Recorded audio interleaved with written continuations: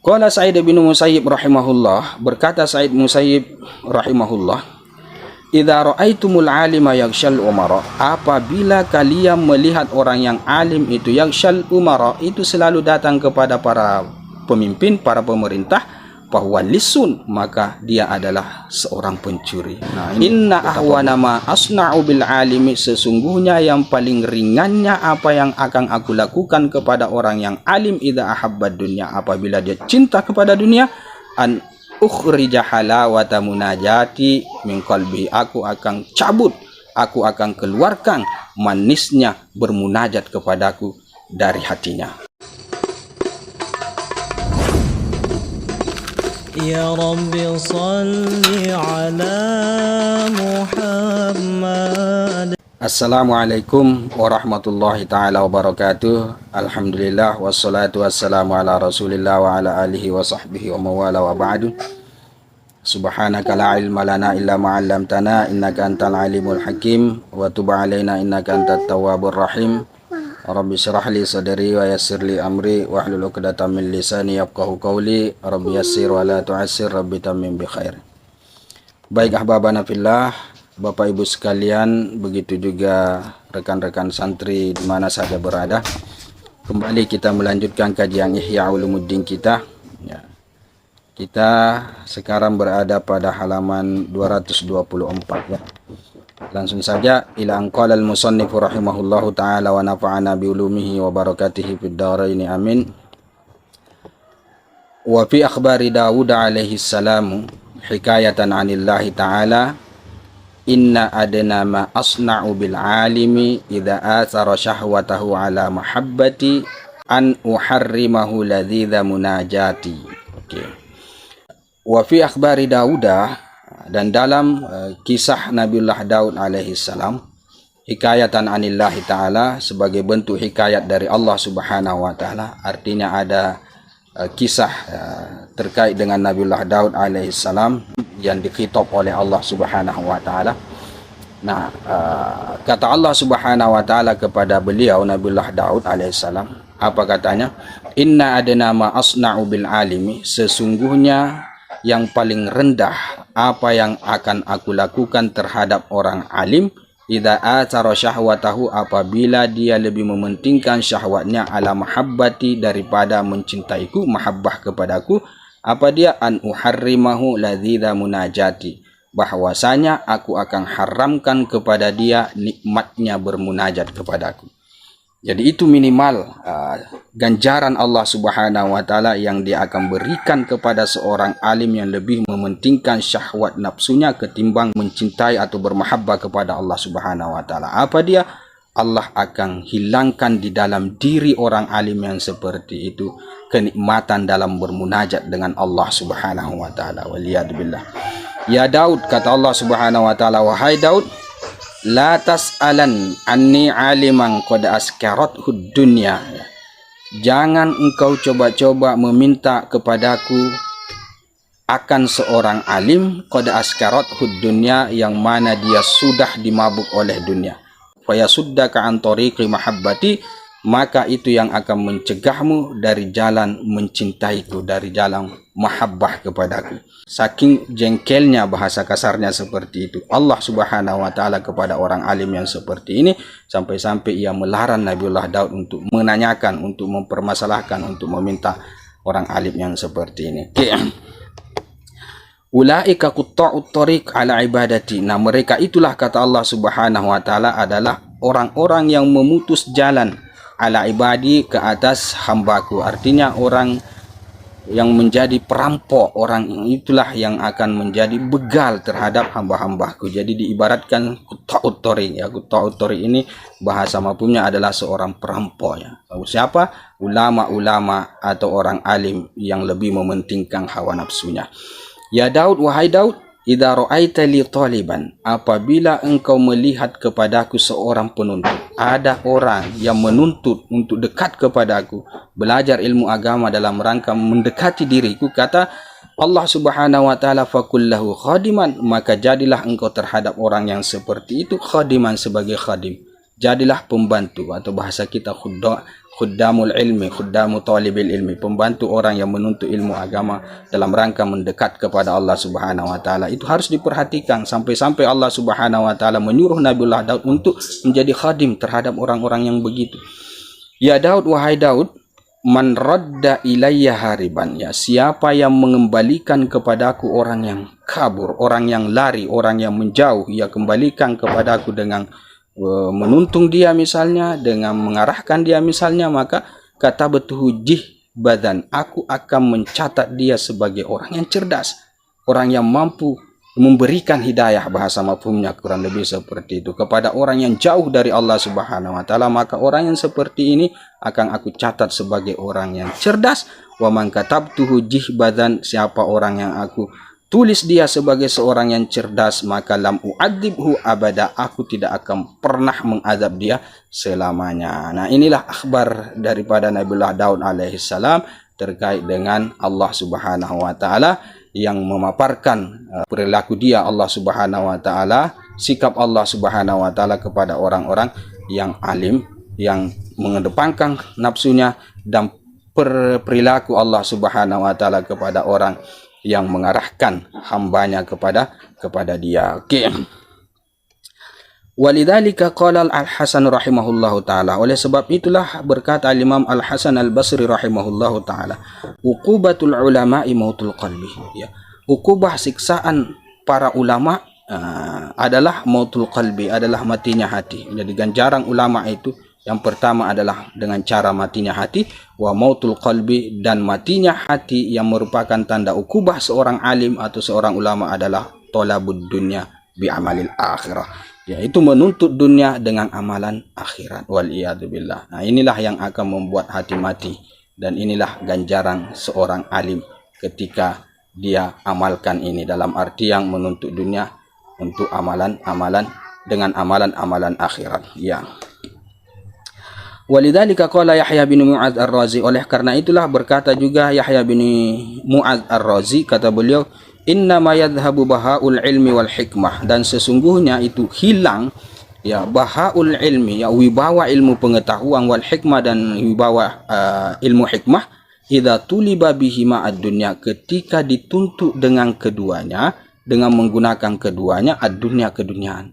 Ketika keduniaan itu dicari melalui sarana al-ilmu dan al-hikmah, maka pada saat itulah wibawa atau pamor ilmu dan hikmah itu pergi, tidak ada, hilang. Nah, qala Sa'id bin Musayyib rahimahullah, berkata Sa'id Musayyib rahimahullah, idza ra'aitumul alima yaghshal umara, apabila kalian melihat orang yang alim itu yaghshal umara, itu selalu datang kepada para pemimpin, para pemerintah, bahwa lisun, maka dia adalah seorang pencuri. Nah, ini betapa buruknya ulama su ini gambarannya, ketika mereka itu akrab dengan pemerintah dengan tujuan keduniaan tentunya, ya.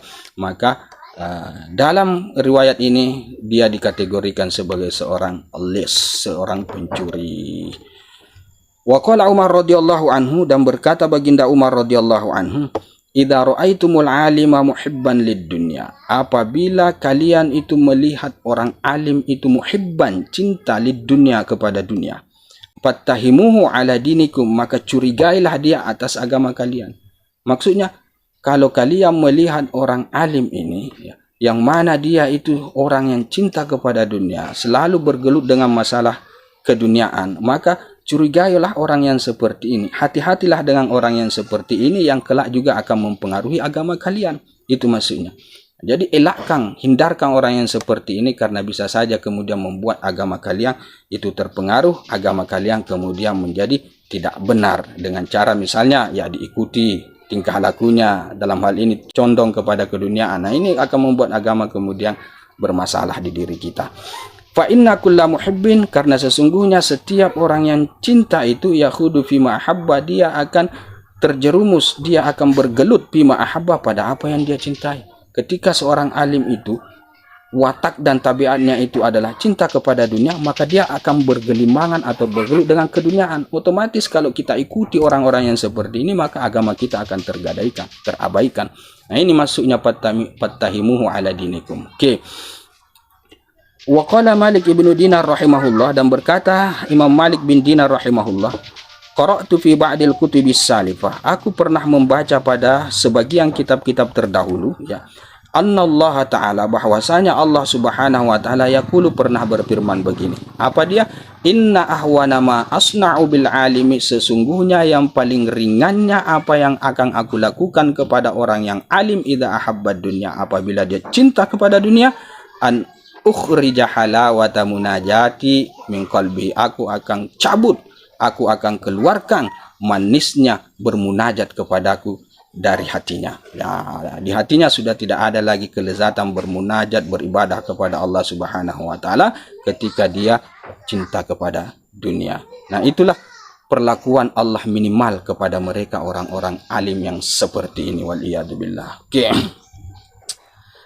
Wa kataba rajulun, dan pernah suatu ketika seorang laki-laki menulis surat, ya, ila akhillahu, kepada saudaranya. Apa katanya dalam surat tersebut? Innaka qad utita ilman, sesungguhnya engkau itu telah diberikan ilmu pengetahuan. Fala tatfi anna nura ilmika bizulmatidz dzunub, jangan coba-coba engkau padamkan cahaya keilmuanmu bizulmatidz dzunub, dengan gelapnya dosa. Fatabqa fi dzulmati yauma yas'a ahlul ilmi fi nuri ilmihim, maka kamu akan tinggal fil zulmati, pada kegelapan di hari orang-orang ahli ilmu itu berjalan bergerak fi nuri ilmihim, pada cahaya keilmuan mereka. Di hari kemudian nanti orang-orang yang mempunyai ilmu itu sekitarnya itu bercahaya, dan dengan itu dia bisa leluasa untuk melangkah ke sana kemari, meneruskan perjalanan dan seterusnya. Sementara orang alim yang melakukan satu dosa, maka dia akan terperangkap di dalam kegelapan tersebut. Kenapa? Karena cahaya keilmuan yang ada pada dirinya itu telah mati, telah padam disebabkan dosa yang dia lakukan. Waliyadzubillah. Wa kana Yahya ibnu Mu'adz ar-Razi, dan adalah Yahya ibnu Mu'adz ar-Razi pernah mengatakan rahimahullah, yaqulu lil ulama'id dunya, ya, dia pernah mengatakan kepada ulama-ulama dunia. Nah, ini kata-kata yang diarahkan kepada ulama-ulama dunia. Kata beliau, ya ashabal ilmi, wahai orang-orang yang berilmu, qusurukum qaisariyah, istana kalian adalah istananya kaisar. Artinya tempat tinggal kalian itu seperti istananya orang-orang kaisar, orang-orang raja-raja Romawi. Wa buyutukum kisrawiyah, dan rumah-rumah kalian itu seperti rumahnya raja-raja Persia, ya, Kisrawiyah. Wa aswabukum tahiriyah, dan pakaian-pakaian kalian itu adalah pakaian-pakaiannya tahiriyah. Nah, ini nama orang, ya, nama seorang wazir yang sangat berbangga dengan kemegahan yang dia miliki dari sisi busana atau pakaian. Jadi maksudnya di sini adalah pakaian-pakaian kalian itu megah-megah semua, indah-indah semua, seperti pakaiannya tahiriyah. Wa akhfafukum, dan sepatu-sepatu kalian, alas-alas kaki kalian itu jalutiyah, seperti alas kakinya atau sepatu-sepatunya orang-orang Jalut nih, orang-orang yang melawan Nabiullah Daud alaihissalam, kurang lebih seperti itu di zamannya. Artinya alas kaki mereka ini adalah alas kaki yang mewah juga. Wa marakibukum qaruniyah, dan tunggangan-tunggangan kalian adalah tunggangan-tunggangan, ya, Raja Qarun. Wa awanikum fir'auniyah, dan wadah-wadah atau tempat-tempat kalian itu adalah tempat-tempat atau wadah-wadahnya Fir'aun. Wa ma'tamukum jahiliyah, dan pemakaman atau kuburan kalian itu adalah pemakaman jahiliyah. Wa madzahibukum syaitaniyah, dan madhab kalian, jalan kalian adalah jalan-jalan syaitan. Wa aina syariatul Muhammadiyah, lantas di mana syariatnya Muhammadiyah? Nah, itu pesan Yahya bin Mu'adz ar-Razi rahimahullahu taala pada orang-orang yang berilmu. Jadi beliau sindirlah dengan bahasa yang sangat mencolok, ya, bahwa orang-orang alim di zaman beliau itu rata-rata hidup dalam kegemilangan keduniaan, ya. Baik itu dari sisi rumah mereka, pakaian mereka, sepatu mereka, tunggangan mereka, tempat-tempat tidur mereka, tempat-tempat makanan, minuman mereka, bahkan pekuburan mereka itu, mazhab atau pola pikir mereka itu disinggung sebagai sesuatu yang menyalahi syariat. Tidak ada sama sekali pada apa yang beliau sebutkan tadi di atas ini syariatnya Rasul sallallahu alaihi wasallam. Waliyadzubillah. Qala syair, berkata seorang penyair, ya, dari Bahrul Wafir ya. Wara'is syati yahmid dhi'bah anha. Nah, pengembala kambing itu ya, yahmid dhi'bah, dia menjaga serigala, anha darinya, dari kambing tersebut. Artinya serigala diawasi agar supaya tidak memangsa kambing. Itulah tugas seorang ra'i. Fa kaifa idzar ru'atu lahadiabna. Nah, lantas bagaimana kira-kira ketika ar-ru'atu, para pengembalanya itu terhadap kambing justru yang menjadi serigala, pengembalanya itu yang menjadi serigala. Ini kan parah. Maksudnya apa ya? Ulama itu sepatutnya menjaga umat ya, bukan menyesatkan umat. Nah, ini masalahnya ulamanya, ru'atnya ya, pengembalanya dalam hal ini adalah ulamanya, justru dia yang akan memangsa umat itu, dia yang akan memanfaatkan umat itu. Waliyadzubillah.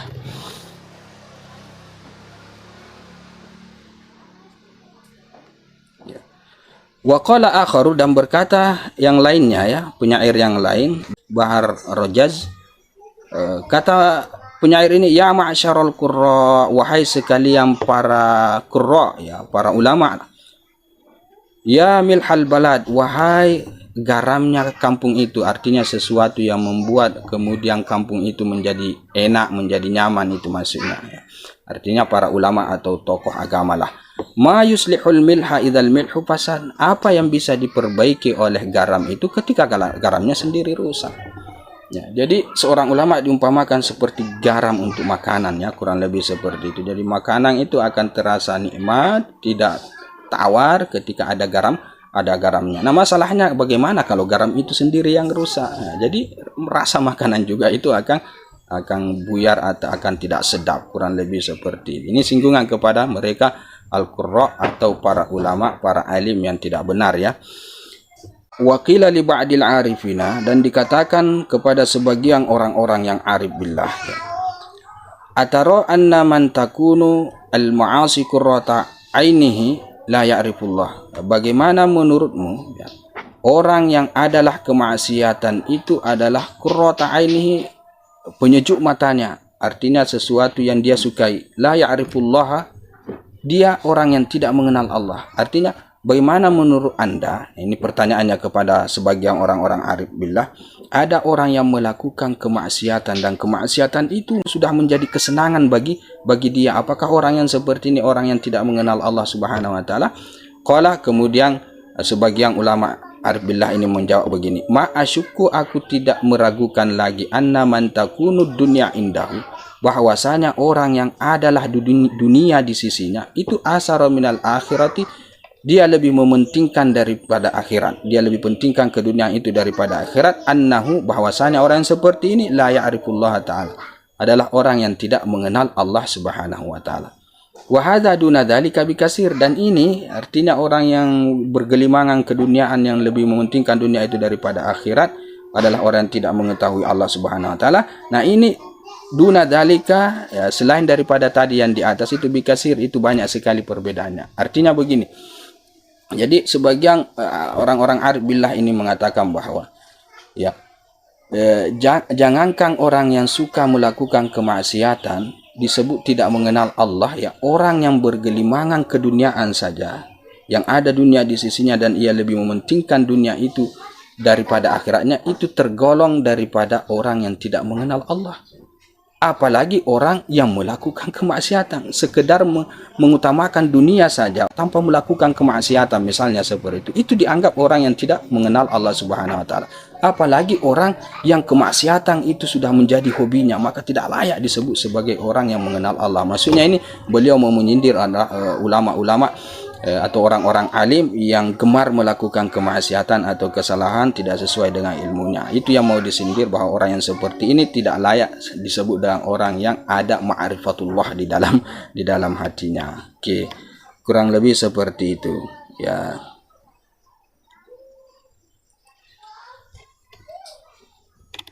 Oke, sampai situ saja dulu. Nanti kita sambung pada pertemuan yang berikutnya. Hadza wabillahi taufik. Kita tutup dengan kafaratul majlis. Subhanakallahumma bihamdika asyhadu an la ilaha illa anta astaghfiruka wa atubu ilaik. Assalamualaikum warahmatullahi taala wabarakatuh. Ya Rabbi salli alaihi wa sallim.